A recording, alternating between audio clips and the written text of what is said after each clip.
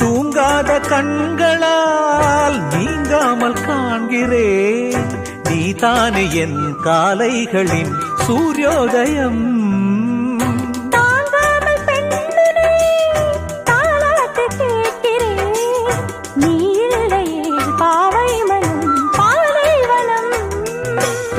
ஹே பிரம்மதேவா, தர வேண்டும் 100 ஆண்டுகள்.